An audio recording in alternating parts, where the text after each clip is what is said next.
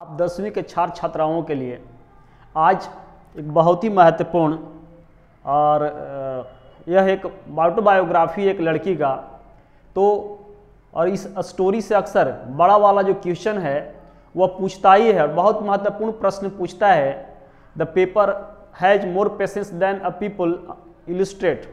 Paper के पास व्यक्ति के बनिस्पत ज़्यादा धैर्य होता है, समझाइए। और एक लड़की ने इसे लिखी है, स्टोरी का नाम है from the diary of Anne Frank. आप देख पा रहे हैं from the diary of Anne Frank.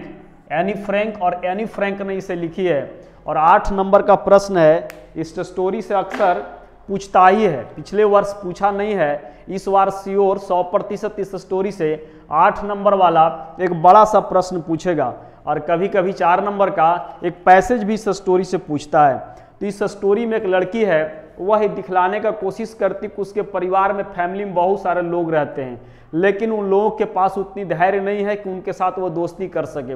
उनके पास उतनी ये नहीं है कि वो किसी की बात को न पचा सके। जब कभी किसी की बात को कोई जानता है तो वह व्यक्ति बात को पचा नहीं पाता, वह व्यक्ति कई लोगों को बतला देता है।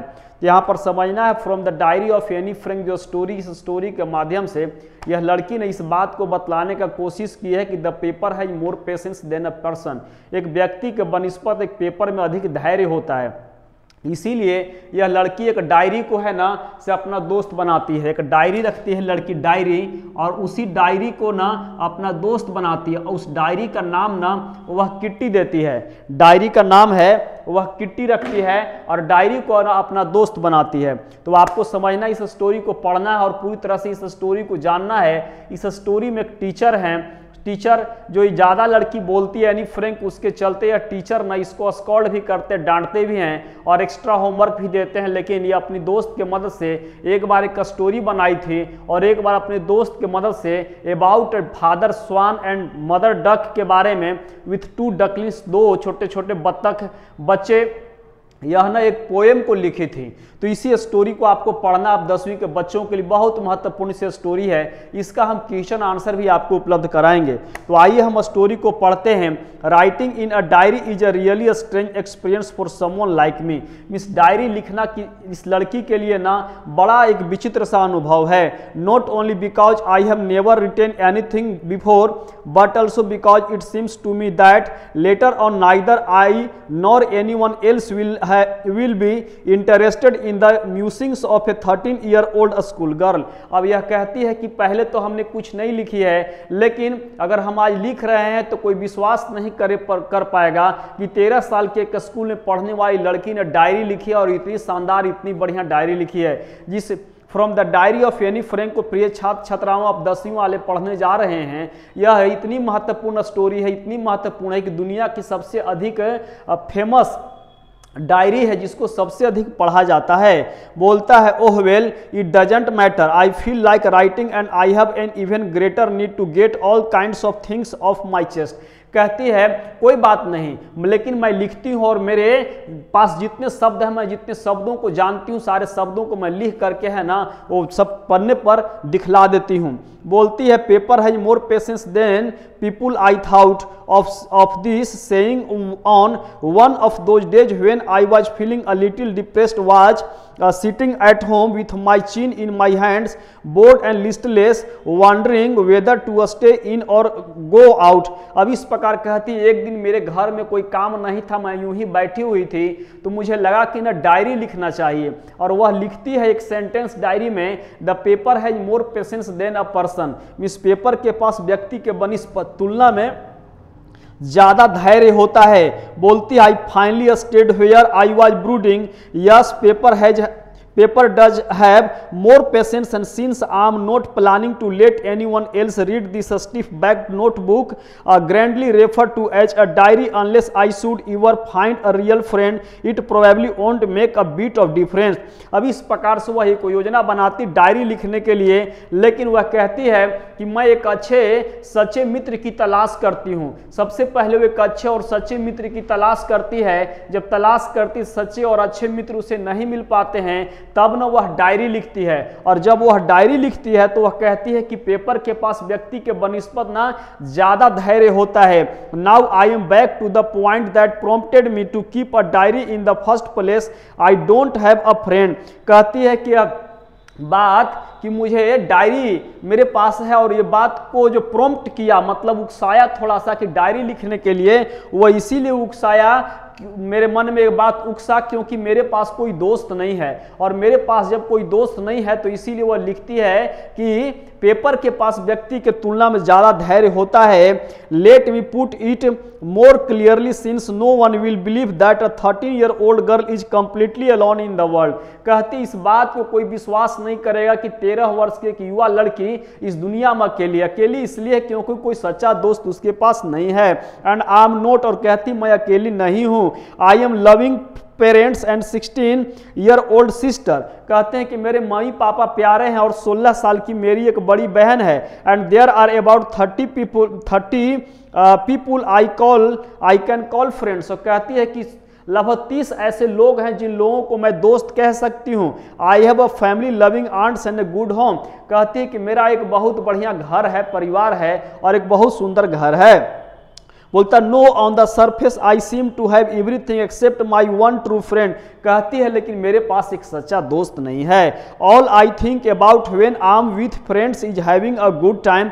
वो हमेशा सोचती है कि एक मेरा अच्छा दोस्त होता जिसके साथ मैं अच्छे से समय व्यतीत करती। I can't bring myself to talk about anything but ordinary things, everyday things, we don't seem to be able to get any closure and that's the problem। ये कहती है कि हमारी बड़ी समस्या यह है कि हम किसी के नज़दीक जाना नहीं पसंद करते हैं। Maybe it's my fault that we don't confide in each other। बोलती है in any case that's just how things are and unfortunately they are not liable to change। This is why I have started the diary। वह कहती है कि मेरी ये आदत नहीं है कि मैं किसी करीब जाऊं और मैं किसी से बात करूं, लेकिन मैं एक सच्चे दोस्त की तलाश करती हूँ। सच्चे दोस्त जब नहीं मिल पाता तो वह ना एक डायरी को रखती है और डायरी को वह सच्चा दोस्त मानती है और बनाती है। कहती to enhance the image of this long awaited friend in my imagination. कहती अपनी कल्पना में अपने इस लंबे समय से प्रतीक्षारत जो दोस्त है उसके बारे में यह वर्णन करती है। I don't want to jot down the facts in this diary the way most people would do. और कहती है अधिक से अधिक लोग डायरी जिस प्रकार से लिखते हैं उस तरह से मैं डायरी को नहीं लिखना चाहती हूँ। But I want the diary to be my friend and I am going to call this friend Kitty. कहती है और मैं उस डायरी को अपना दोस्त मानती हूँ, दोस्त बनाती हूँ, और मैं अपने उस दोस्त का नाम किट्टी रखती हूँ। मिस एनी फ्रेंड जिस डायरी को रखती है बनाती है उस डायरी का नाम वह किट्टी रखती है। Since no one would understand a word of my stories to Kitty if I were to plunge right in, I'd better provide a brief sketch of my life much as I dislike doing। कहती है कि सबसे पहले मैं अपने बारे में एक ब्रीफ स्केच देती है, मतलब थोड़ा सा अपने बारे में है वो बतलाती है अपने बारे में। My father the most adorable father I have ever seen. कहती है कि मेरे पिता सबसे प्यारे और अच्छे पिता हैं। जितने लोगों के पिता के बारे में हम जानते हैं उनमें सबसे अच्छे पिताजी मेरे पिताजी हैं। Didn't marry my mother until he was 36। और कहते हैं एंड सी वाज 25। कहते हैं कि जब तब तक उन्होंने मेरी माँ से शादी नहीं किया जब तक कि वो 36 वर्ष की नहीं हो गए थे, और मेरी माँ 25 वर्ष के नहीं हो गई थी। My sister Margot was born in Frankfurt in Germany 1926। कहती है कि मेरी बहन है फ्रैंकफर्ट, उसका जन्म 1926 में जर्मनी में हुआ था। आई वॉज बोर्न ऑन 12 जून 1929। और ये कहती है कि 12 जून 1929 को हमारा जन्म हुआ था। I live in Frankfurt until I was 4। और कहती मैं फ्रैंकफर्ट में रहती हूँ तब तक जब तक कि मेरी उम्र 4 साल की नहीं हो जाती है। My father immigrated to Holland in 1933। और कहती है कि मेरे पिताजी 1933 में हॉलैंड चले जाते हैं। My mother Edith Hollander Frank went with him to Holland in September while Margot and I were sent to Aachen to stay with our grandmother. और इस प्रकार से वो कहती है कि मेरी जो माँ मार्गोट है और मुझे ने एचेन रहने के लिए दादी माँ के साथ भेज दिया गया।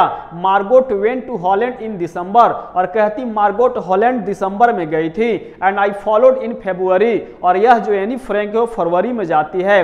When I was plunked down on the table as a birthday present for Margot. और अब मुझे ना टेबल पर पटक दिया गया था। I started right away at the Montessori nursery school, I stayed there until I was 6। एक मोंटेसनरी स्कूल था, वहां वो 6वीं क्लास तक पढ़ती है। बोलता eight which time I started in the first form, और कहती मैं पहली कक्षा से पढ़ाई शुरू की थी।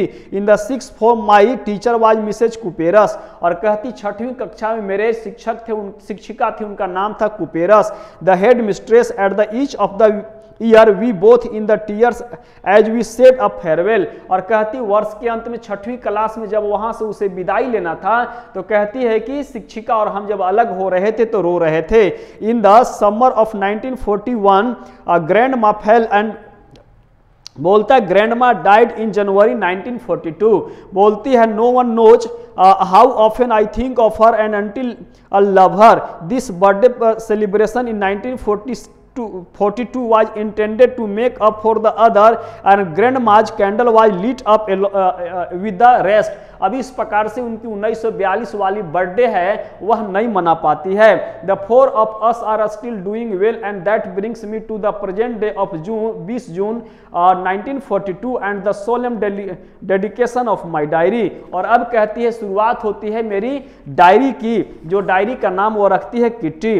डायरी को लिखना शुरू करती है, लिखती है डियरेस्ट किट्टी, प्यारी Kitty, our entire class is quaking in its boots. कहती हमारे पूरे क्लास में बूट्स की आवाज आ रहा था, मतलब जूते की आवाज आ रहा था, लोग ना अपने पैर वगैरह को नीचे जो रगड़ते क्लास में। The reason of course is the forthcoming meeting in which the teachers decide who will move up to the next form and who will be kept back. अब कारण क्या था? कारण यह था कि अगले क्लास में शिक्षक लोग डिसाइड करेंगे, निर्णय करेंगे कि किसे अगली कक्षा में मिस पास करना और किसे पीसी कक्षा में रखना है, और इसी को लेकर बच्चे आपस में बात कर रहे थे।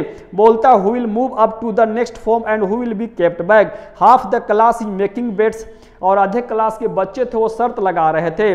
GN and I laugh our self silly at the 2 boys behind us, और जीएन और कहती है मैं दोनों ना हंस रहे थे। सीएन एंड जैकस बोलता who have started stacked their entire holiday savings on their bed, और इस प्रकार सीएन और जैक्स दो बच्चे ऐसे हैं जो पूरी छुट्टी के दिन को सिर्फ शर्त लगा करके बिता दिए कि तुम पास कर रहे हो, वह कर रहा है, वह नहीं कर रहा है, लाइक दिस। बोलता from morning to night it's you are going to pass, no I am not, yes you are, no I am not, events GS pleading glances and my angry outburst can't calm them down। अब इस प्रकार से कहती है कि सब बच्चे यही शर्त लगा रहे थे, तुम पास कर रहे हो, वह कर रहा है, वह नहीं कर रहा है, दिस दैट, इसी प्रकार के बच्चे शर्त लगा रहे थे।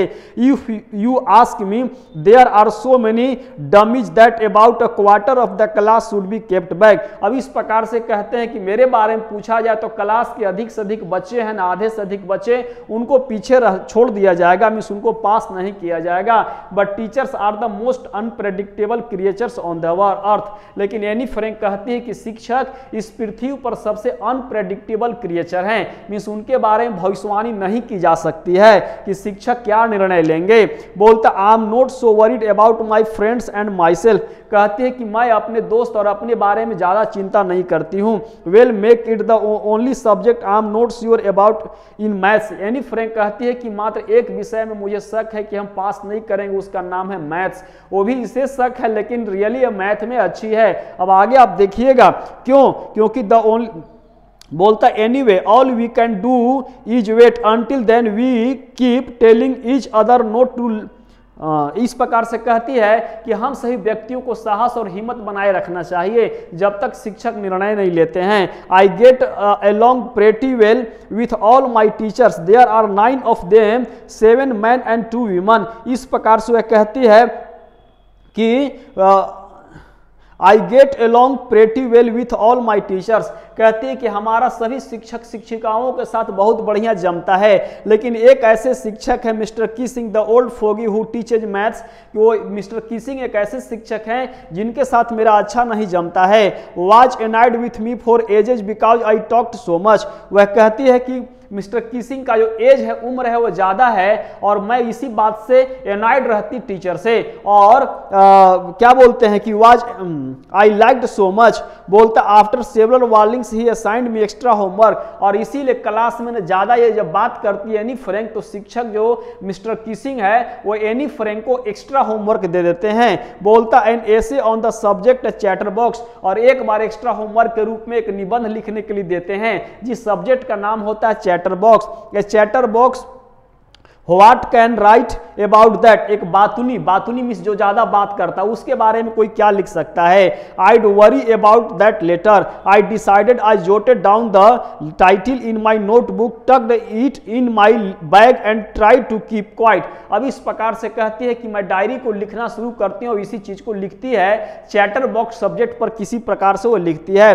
That evening after I finish the rest of my homework the note about the essay caught my eye. अब उस दिन शाम को जब सारे होमवर्क को ये कंप्लीट कर लेती है तो उसके उस कार्य पर ध्यान जाता है, मिस चैटर बॉक्स जो ऐसे निबंध लिखना था उस विषय पर ध्यान जाता है। I began thinking about the subject while chewing the tip of my fountain pen. अब इस प्रकार से जो कलम था उसके टिप को वो चबा रही थी। Anyone could ramble on and leave big spaces between the words but the trick was to come up with convincing arguments to prove the necessity of the talking.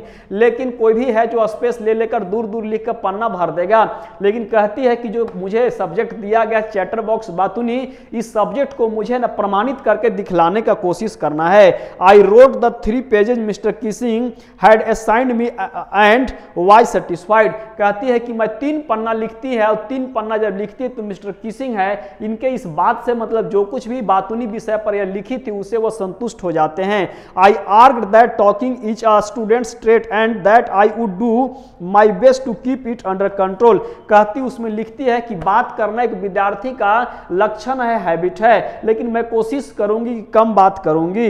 But that I would never be able to cure myself of the habit since my mother talked as much as I did, if not more, and that there's not much you can do about inherited traits।